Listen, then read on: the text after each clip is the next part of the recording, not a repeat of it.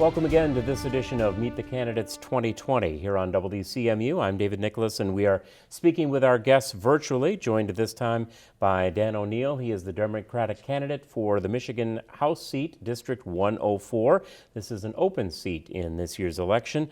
Congratulations on the win in the August primary, and thank you very much for joining us. Thank you, David. Pleasure to be here. Thanks for having me.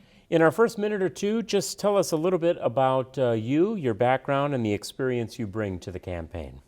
Sure. So I'm Dan O'Neill, and I'm an attorney from Traverse City. I'm running in the 104th, which is a single county district, and it encompasses all of Grand Traverse County. I've been a practicing attorney in Traverse City for more than 30 years. Grew up here, raised my family here. Never really planned, I don't think, to get into politics. But, we face some difficult times in Michigan and across the country. And it seems to me that if there ever was a time for folks who feel like they need to get involved, now is the time. And we have an awful lot of significant problems that we face in this district and across the state. And I'm enjoying talking to my friends and neighbors about approaches to solving those problems, and getting an opportunity to work in Lansing on the issues that mean so much to the folks in this corner of the state. Well, as we said at the top, it is an open seat in this year's election. So far then, during the course of the campaign, what do you and the voters you've spoken with, what are you identifying as some of the major issues? We'll start one and kind of work our way through as many as possible, major issues that you see entering this campaign. Well, I think like everybody else in the state, we're concerned about the management of this pandemic that we're facing, and the management of the what's certain to be significant economic fallout from the pandemic. I think the folks in our corner of the state have taken an attitude of first things first. We're trying to adopt sensible policies and measures to curb the spread of the virus, in the hope that by doing so we can protect the health of the folks who live here, and also protect the economic health of our community. So that's, I think, first and foremost on everyone's mind. Here in northern Michigan, if there's such a thing as being fortunate during the course of a pandemic, I would say that we have been. Our infection rates have been lower. We've been able to engage in more economic activity than other folks around the state. So we're grateful for that, and we feel fortunate about that. But we also recognize that there are going to be significant issues. There are going to be significant financial holes that need to be addressed, not only in the state budget, but in budgets of units of government around the state, and our healthcare system, and our schools, and all of those things we need to address. And we're talking now about equitable ways to do that. Yours, as you noted, is an area that has been more open, lower infection rate than other parts of the state. Is there anything that you identify or see as a potential moving forward that you would propose or have as a plan to specifically address if the status in terms of the overall health should change for the county? What do you see as that balance moving forward? Yeah, I think that there are a couple of things. One is that there's a recognition by folks here that while we have had less impact of the virus, what may be true is that we've just had less impact so far. And so we're preparing ourselves, and we're very conscious for the fact that we may yet face very serious consequences, and have already. For a lot of folks, there have been serious consequences, but maybe the worst is yet to come for us here in northern Michigan. And so we're trying to prepare for that and do all that we can to mitigate that and prevent that from happening. The other things are that while we've seen tremendous growth here in Grand Traverse County in particular, and northern Michigan in general, population growth, we also recognize that it's just not nearly as dense here. The population is not nearly as dense here as it is in other parts of the state. We don't have the transit systems that exist in other parts of the state, and other things that tend to bring people together. So I think it's our geography to a large extent, and perhaps just good fortune that has allowed us to, in some ways, escape the worst of the pandemic that, for example, folks have seen in Southeast Michigan. You talked too about the economic impact. What have you seen of that so far, and what proposals do you bring as a candidate for this office to addressing that should there be more of an impact on the economy for that 104th district in Grand Traverse County, the office that you hope to hold after November?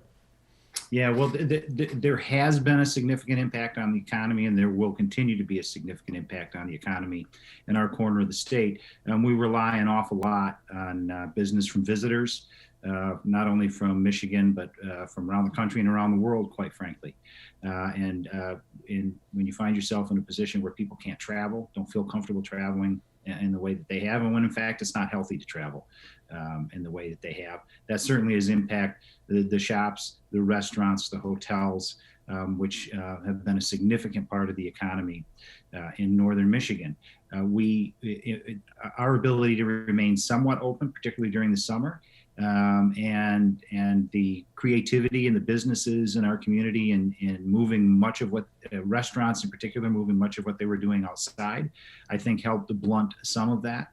But as we head into the fall, I think we all recognize that we're going to have to be creative and resilient when it comes to doing business in Grand Traverse County.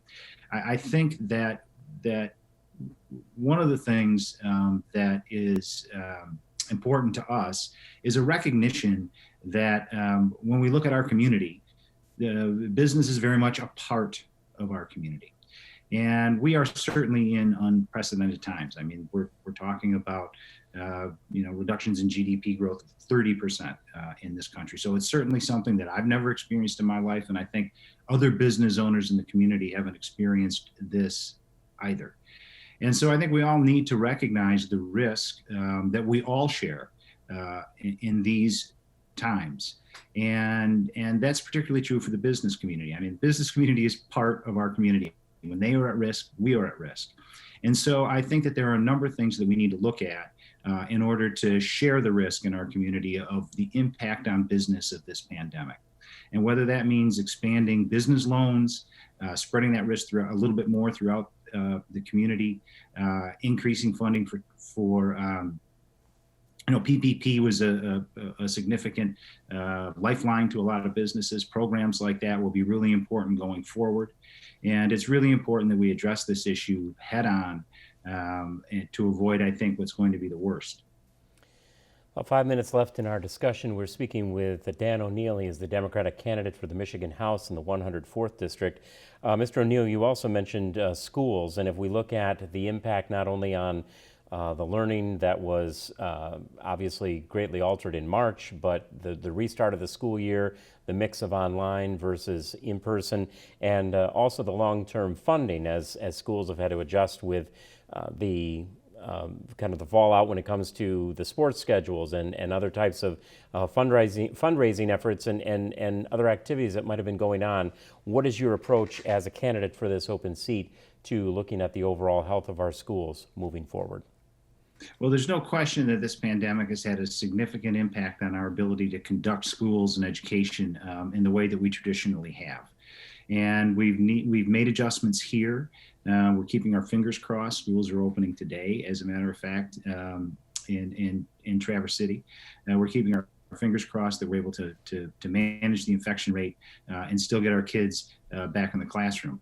But the truth is that even before this pandemic struck, we weren't doing very well on education in the state of Michigan. Michigan, in terms of academic achievement, is 43rd in the country and falling. And I often say that we're certainly in a crisis, but we can turn this crisis into a catastrophe if we lose sight of the priorities and that we need to pay attention to if we hope to have a prosperous future. And number one on that list has to be providing a world-class education to every student in Michigan. And so not only do we have to maintain our focus on that, maintain our focus through the course of this crisis, but we have to take actions to improve, to consistently improve the educational product that we're delivering to students across the state. Is it, in about the 3 minutes that we have left, a matter then, do we look at the funding? Do we look at the overall curriculum, the structure of the schools?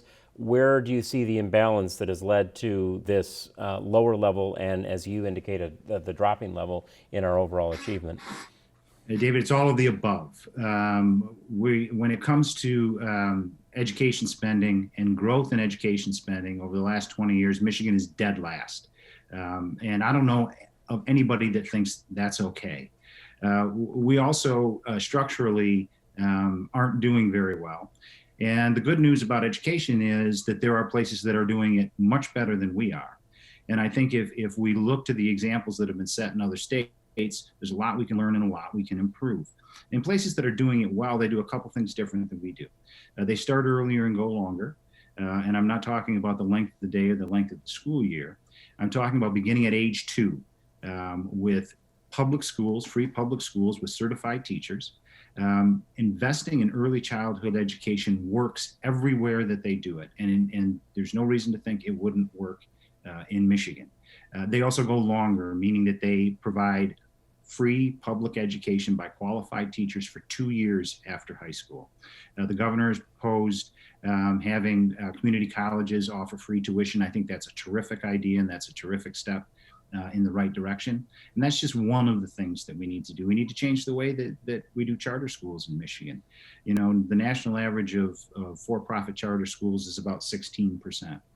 In Michigan, we lead the nation in for-profit charters, and it isn't close. 84% of charter schools in Michigan are for-profit, and it's not serving us well. I think Minnesota does a terrific job with charter schools in that if you need a new school in your community, you're free to have a charter school, but only if you need a new school in your community. This idea that we're building new schools, putting in desks, hiring a teacher to stand in front of them, when we know that we're going to empty out a public school desk in a building we've already paid for and a teacher we've already hired, just doesn't make any sense. We don't have the excess capacity and we don't have the revenue to be able to do that. So that and a number of other things that fundamentally change the way that we do education in Michigan, plus increasing funding for schools, I think are good first steps toward reversing the decline of academic achievement for our kids. And in our last half minute then, what would be that final message you would want to leave with the voters as they go to the polls in November? Look, I think that they're just, at least for me, and I think most voters would agree, there's never been a time when it felt like it was more important for us to begin to come together and work together to solve the problems that we face. And that's not going to happen until we come to a recognition that we are all in this together, which we clearly are. No one's cornered the market on good ideas that I know of, but we won't know that unless we sit down and start talking to each other. And that's the place that we start, because we have an awful lot of significant problems that we face that we desperately need to solve. And we need to take that first step of coming together and working together to get it done. Well, we certainly appreciate your time speaking directly to the voters that you are seeking in November. Good luck with the rest of the campaign, and thanks again for being with us. Thank you, David. Pleasure to be here. And thank you for your time and attention as always here on Meet the Candidates. We have been speaking with Dan O'Neill. He is the Democratic candidate for the 104th Michigan House District, an open seat in this general election. Following the guidelines of the state of Michigan, all qualifying candidates have been invited to participate in this series. We thank you for your attention this time. Hope you'll join us again, and please do get out and exercise your right to vote on November 3rd.